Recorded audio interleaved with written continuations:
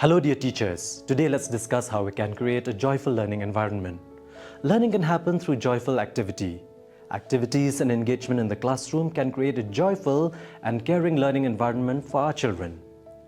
Let us make sure that children enter a classroom with excitement and full of wonder, as this supports their learning. A space that makes them excited to come back the next day aids in their holistic development. We should ensure a joyful space, but that space first needs to be safe. A safe environment is needed for a child to grow and learn. School safety efforts include safety from abuse, violence, accidents, socio-emotional issues, etc. We collectively agree that punishment, bullying, harassment, intimidation, or use of any derogatory language within school premises are definitely harmful. Researchers have proven that a space which hurts the child physically or emotionally can hinder their development. As educators, we are to ensure that children look forward to being in environments that support learning. A safe environment provides the children with a space to explore, play, learn, and grow. Creating such an environment requires continuous and comprehensive attention to infrastructure, health and hygiene systems, and psychosocial dynamics within the school. There are certain things that are not under our control, but as teachers, we can ensure a positive learning environment. In this video, we will be discussing a few aspects of the learning environment. Firstly, let's talk about seating arrangements.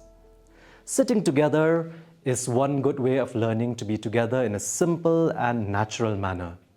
Sitting together encourages friendships, bonding, and being with other children who may be different from me. Sitting together, for example, in small groups or in a large circle, encourages learning together, collaboration, and a natural acceptance of diversity. Classroom seating at the foundational stage should be flexible and reflect the pedagogy being used in the class. Sometimes children need a quiet individual time, for example, when they are reading, drawing, and so on and so forth. Sometimes they work in pairs or small groups, and sometimes they work with the whole group together, for example, during circle time, singing a rhyme, etc. Seating can be organized in different ways, giving children variety and choice while ensuring that pedagogical requirements are met. Fixed individual setting is not necessary at this stage. In fact, it could come in the way of both teacher and children. Another aspect of the environment is classroom display. Displays in the classroom are not necessarily limited to finished products of what children have created, but includes aspects of work in progress. For example, a collection of pebbles or plants that are being used for a particular study. Work of all children is displayed, and not only the best ones selected each time. Teachers must ensure age-appropriate language and style in organizing displays so that they are accessible and comprehensible to all children. Displays are best kept at the eye level of children. Children could be involved in displaying their own work, replacing them from time to time. Selected finished and used displays can be added to individual children's portfolios. Given the focus on language learning in these early years, the availability of a print-rich environment, example, word walls, word cards, word labels on objects in the classroom, and easily accessible classroom libraries, is critical to encourage reading and writing. Why learning corners? Learning corners support learning. Children learn best by experimenting with their environment through hands-on activities and plays. The learning corners provide children spaces to explore and grow in an independent and joyful manner. These corners nurture social skills. Through group activities and games, the children learn to interact, cooperate, follow instructions, and converse with one another. Children will develop the sense of sharing, respect, and friendship. Children become effective communicators through the regular communication and interactions. These corners also foster the 21st century skills like creativity, collaboration, communication, and critical thinking. Guided conversations, games, and plays enable children to develop confidence and self-esteem, which helps in problem-solving abilities. The corners will facilitate the aesthetical appreciation for art and help in building the creativity and imagination level of the children. Some points to remember while setting up these corners.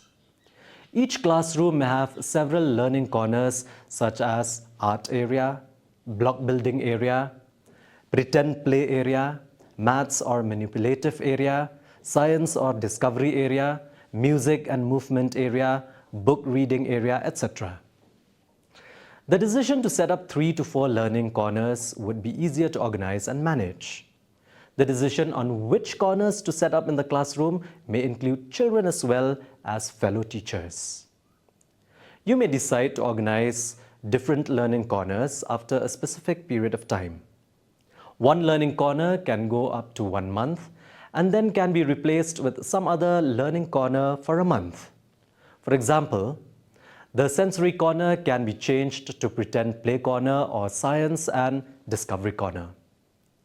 Certain learning corners such as storybook corner must be permanent learning corners in a preschool. You can decide which ones can be kept permanently and which ones can be on rotation. You need to manage the resources for each learning corner and look out for locally available materials. It is preferable to use materials which are easily available in your immediate surroundings. You need to plan, organize, and prepare for the entire week so that each child can optimally make use of the learning corners based on the themes and learning experience. There can be different learning corners such as art and expression corner, music and movement corner, construction and manipulation corner, science and exploration corner, pretend play corner, and so on. Now let's try to understand one such corner, and that is the storybook corner. A storybook corner is a space in the classroom where each child can access a variety of books to read and other materials such as poster, newspaper, and even children's writings. Having a storybook corner provides a wonderful opportunity for children to have an interactive reading experience with the help of both teachers and their peers. Children with low proficient reading can be provided with material according to their abilities and interest, and it inculcates reading habits and adds reflection to their work. Teachers can guide the children by reading stories in different ways. For example, read aloud, which incorporates variations in pitch, tune, pace, volume, pause, eye contact, questions, and comments to produce a fluent and enjoyable delivery. These experiences ultimately encourage the children to become more independent and confident readers and help the children in developing reading comprehension among children.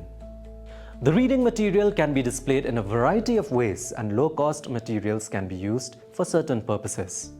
For example, on a table, on a rope tied around the table, or classroom racks, shelves, cartoons, etc. The teacher should ensure that the arrangement is safe and the material is within the reach of children. What should we include in this book corner? A good collection of children's literature of different genres, content, language, and illustrations. Picture books, storybooks, cards, poetry collection and rhymes with pictures, children's magazines, newspaper clippings, coloring books, pencils, A4 sheets, chart papers, crayons, sketch pens, etc. for coloring and drawing. The purpose of this book corner is to provide a platform where they can support and facilitate children to make meaning while reading. So you play an important role in transforming the Storybook Corner into a conducive, lively, and inviting space for reading.